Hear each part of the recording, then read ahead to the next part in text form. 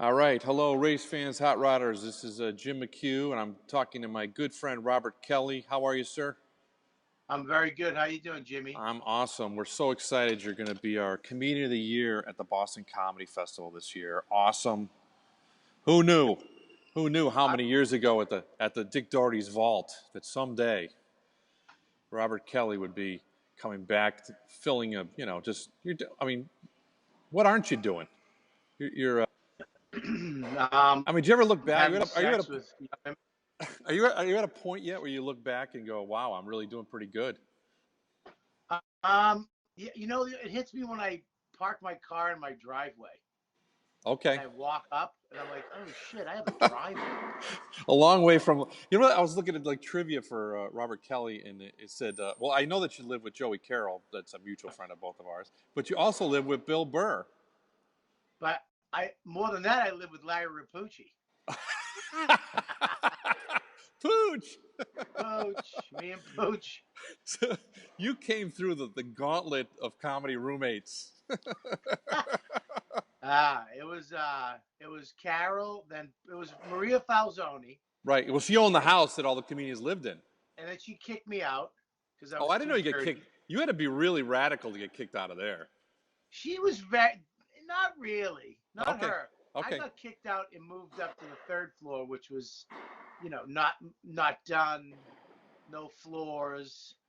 And then I lived in with Joey Carroll. Yeah. Joey left, and Poochie moved in. And I love Pooch, but he takes a minute to get used to. Oh yeah, oh yeah. Yeah, he's but then we became good friends. But at the beginning, I remember we got into a fight one night, and I kicked his door down. Wow. Because he wouldn't shut the music off. Like, he came home drunk at like 3 a.m, started making a mixtape. For road trip. For road trip 6 weeks in the future, right? Right. I go, can you please not turn that down? He opened the door naked too. Oh yeah, that's not good. And he goes, nope, can't do it. Gotta hear music. Shut the door in my face. I went white. I was like, what? Yeah, they have that's when the rage comes. You have like a 30-second thing where you're going, did that just happen? You're processing it. And then the cop, I kicked his door down. The cops come, and they thought we were lovers. Oh. And that's back. I mean, I can understand it now, but that's back when I had hair. I was shredded. You had it going on back then. I was like, you think I'd fuck that? I was so offended. That was the thing you're most offended by in the evening. But then after that night, we actually became friends. And yeah, Burr too. Burr, if it wasn't for Burr, I'd still be in Boston. I would have never left. Yeah. Yeah, he gave me, because he got that, show with Molly Ringwald right out of the gate. Right. And he had this crappy apartment on 97th and Lex. And I was like, dude, let me rent it from you while you're away. If you come back, awesome. I'll jump on the couch. Okay. I would have never did what he did. Right. But he was like, all right. And then he came back and he slept on the couch sometimes. Yeah. I got to say, like, he was a Comedian of the Year a few years back, and you and he are like, I was just saying this to my sister Helen, like the easiest guys. It's like, there's no drama. Like he was just like, I call him, we want to give the community, oh, that's great. Yeah, let me look at a book. Yeah, I can do it. And I'm like, well, what do you need? I went to Emerson. I know where it is. I'm like, okay, do you need a room? No, my dad lives there. I'll stay with my dad. It's like, and then the night of, I go, do you sure? Is there any, can I sit in a car? He goes, I don't need I can drive in Boston, Jim. And then he just showed up, knocked on the back door a half hour early. I mean, it was like old times right away. It was, just couldn't have been cooler. And you're the same way. You're just like, Yeah, I would stay with my mother, but we'd probably get into a fight and I wouldn't make the event. So. I moved out when I was 16. I'm using this podcast to try to get you out of your hotel room and guilt you out of your room. No, I think you're being really reasonable. I think you're really being reasonable. You're not asking for much. You're very high on my list of great people that we've had so far. My hotel, I know some people are hotel divas. They need 24-hour room service. It needs to be a 5-star. Yeah. Blah, blah, blah. All I need, it needs to be a flat screen TV. If it's a box TV, I'm not staying. Right. Okay. Square TV, I don't stay. Yeah, it's like you're back in the 1970s. Yes, and a king bed. That's all I need. I need. You got it. You got it. Not even just a thin TV and a king bed. That's all I need. Awesome. Awesome. Yeah. Cool. I always feel weird talking to you about your career. I feel like I should know more about it. But I mean, you have had some. I saw you doing your Louis C.K.'s brother. Yeah, I played. Yeah, I mean, that was. I don't know how the fuck that happened. It was, that's one of those things where you're at the right place at the right time, and the first thing, the first part that he gave me was very small, and it was pretty, but he liked it. So yeah. he wrote another one, and then that was a little bigger, and he liked that. So then he wrote a really big one episode with me in it, and it was really he's probably the best acting. He allowed me to really act because when I was in Boston, back with Burr, Patrice, Dane, Yeah. Yep. I quit comedy for 2 years. When we were all coming up, we did me and Dane, Jay Hall, and Aldo Benny were in a group, and we didn't do stand up. We started doing stand up to open up for ourselves, and then stand up kind of took over, of course, and I quit after the group broke up. I quit and went and did acting in Boston. I worked. I did a couple movies. I did a play at the BCA with my acting teacher Pete Kelly from the Harrison Project. I was like going actor route. I was right. out. Yeah, but it's so good. It's so good you got that foundation in, though, right? I mean, for me it was because I always liked the acting and the theater and all that stuff. I was doing theater in college. That's how I started stand up or doing comedy. Do you find it's easier, like you knew Louis C.K. pretty good before you got that part? So is it more comfortable? You kind of know him. You have a little bit of a shorthand, or at least you feel like you can read him a little bit. Our relationship is very similar to what he wrote. Okay. Louis is a fucking genius. I mean, Louis is Yeah. a savant. Right. He's the Woody Allen of our times. Right. So, and I'm just a hump from Boston. I grew up in Medford. He was in Newton. Yeah. He's Mexican. I'm Italian Irish. Yeah. He's got some exotic. He's a redheaded Mexican. That's like exotic. But we were friends, and and it was weird. It was just a weird thing. And then he just kept. And then he didn't use me for a couple of seasons. And I was like, oh shit, that's because he would. The first season of his show, his wife was white. The second season, she was black. He didn't give a fuck. Didn't give a fuck. They'll figure it out. Just was like, fucking, who cares? Right. And then, so I'm like, oh, he'll just make his brother Asian or something, Right. But he brought me back in for 4 and 5. And again, really great shit.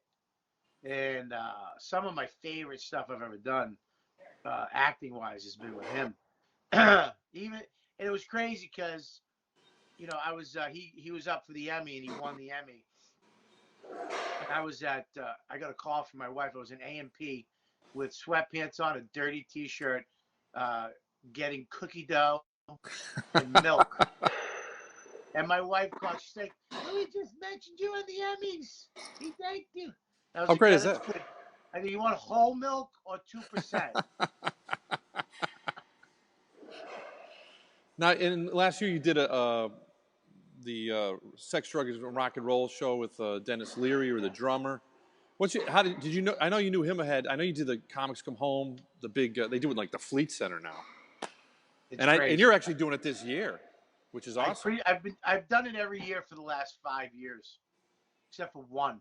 Yeah. I started working with Jim Serpico a long time ago, which is Dennis's partner, and he became my manager. And he's just a great manager because he doesn't take on a lot of people, but he's very creative. He directs, he writes. He's not just he doesn't just manage your career. It's like he's got a vision for you too. What's that? He's got a little bit of vision of where you fit, where he. he's like, oh, that makes sense. Let's do it. He doesn't just go, yeah, do it. It's a Try to get job. you. Go. It's a strip joint. Right. You'll love it. Yeah. Yeah. He's really, but then again, you got to do the work too. So, but Right. we work together. So yeah, it's weird. We did a pilot together with him and Apostle and Leary that I thought was going to go, never went. I was like, fucking, this sucks. It's a great show called Bronx Warrants. And then Leary had this show he was working on. And he came up to me one day, you better learn the fucking drums, fucker. I'm like, for what? He goes, I got you in this thing. I want you to do it. And you got to play. So I had to learn how to play the drums. Wow. You In could have like called Bill. You could have called Billy Burr to help you with that. Well, actually, I had a fan from Scotland teach me over Skype. Oh, that's awesome. Yeah, you can learn anything on YouTube now, too, by the way. And then I went to YouTube, and there's a guy called Drumming Without Drums. Okay. And it's just some dude with a book, a magazine on his bed. And he taught me how to play drums. That's awesome. So, yeah. So then when we got the part, because I thought, look, I was like, look, this part is mine, but if I can't play the drums, Michael Chiklis plays the drum. He's bald, chubby. Burr plays the drums. There's a lot of fuckers. So I was like, I better know how to play. And then once I got the part, I realized he wrote the part for me. Awesome. So he just assumed I would learn how to fucking play the drums, which is. And do you like the drums now? Do you go out and buy a kit or Oh yeah. Oh, that's yeah. You really? I was just at Just for Laughs this year, and the Comedy Jam guy Josh asked me to play. We did AC/DC live. That's awesome. That's probably the most fun you had up there. Yeah, it was. What's that? Oh, dude, playing in a fucking band blows comedy away. I used to play bass, and I did a tour with this band, Red Jumpsuit Apparatus. I don't know if you ever heard of them, but they're doing these shows every night, and they found out I played bass, and they let me play bass for like one song, and they're like heavy, like it's all just one note, na na na na na na, and then they make a change, da da da da da da da da da da, But I got up there, and I was such a poser. I was like doing the face. Yeah, you can't help it, dude. And I was like, I got pictures. I was so excited about me on stage, in front of all these, military. We did both have done military stuff, but it was like, it was amazing. I was like, I don't even know if I sound good. I'm just a total poser, It was great though. Dude, there's nothing. Even if you're not a fucking great, I'm not a great drummer. I'm okay. I can play a couple songs, but being up on that fucking stage, being a rock star. The funny thing is, though, I have these custom sticks that the guys at Vader made for me for the show. Yeah. And they have Bam Bam on them, right? My character's name. And so at the end, I'm a fucking idiot. I play the song, I do a little fill, and then I throw the sticks out in the audience. And then you want them back. I hit some chubby chick in the face. Oh, that's hysterical. But this video, somebody of course has video of this poor girl. Oh my God. And the guy, friend of mine, grabbed the stick. He's like, do you want this? She goes, no. She was really bullshit. Oh my God. I think she was some agent lady. Oh, You know what I mean? Probably some big agency that fucking ruined some shot in the future that I had. Absolutely. There's a huge movie coming up, and she's gonna be Robert Kelly, the drummer? There's some chubby girl with a patch on her eye. No network deal for Robert Kelly. That's my story. Yeah. If it wasn't for friends in this business, for me, I definitely wouldn't have grown as a comedian. But I wouldn't have half the shit you get from other comics. That's right. That's right. Yep. Yeah. All right. So, thanks for doing this podcast. Robert Kelly, if you want to mention it, you got a lot of stuff going on. You got a podcast that's huge. Yeah, you know what, dude? Riotcast Network. Me and my partner started this network. We had like 4 shows. Now it's like 23 shows. We got Nick DiPaolo, Jim Norton, Rich and Bonnie, Bailey J, Jim Florent. We got a ton of shows. That's awesome. Great shows. Yeah, it's a really good creative network. We like it. It's not just one brand of fucking shows. 8 dudes talking about their cocks. Right. We got a bunch of different shows, music, and great stuff. So we got that. And my podcast is, you know what, you know, whatever. Yeah, All yeah, that yeah. shit. You know, RobertKellyLive.com. I mean, do we still do websites? I don't even know anymore. This is I do fucking. it. Is it Facebook? I don't even know. I It's a feel place. old. It's a place I go to cut and paste my information to send out to other people from my website. I know, right? I wish there was something we could just. There was just one place we could go. As soon as I learn something, it's obsolete. It's what? Isn't it You know, crazy? like if the day I figure out Instagram, sell your stock, I'll call you. Robert, I figured it out. You know, you're like, sell. McHugh knows how to do it. It's over. So I want to plug the festival again too because Yeah, you're going to get the Community of the Year and we're very excited about that. me too, buddy. It's September. I should know this. 23rd at the Somerville Theater, and Barry Crimmins is getting the Lifetime Achievement Award too that night. Man, I'm so happy. I love that guy. He's great. He's such a great guy. He's just such a great story and so funny. Yeah, I really like that guy a lot. Okay. I'm honored to be on the stage with him too. So Awesome. Okay, thanks, Bobby. I'm gonna hang up for our podcast viewers and just hang on one second. I want to talk to you for a second. okay, buddy. Okay.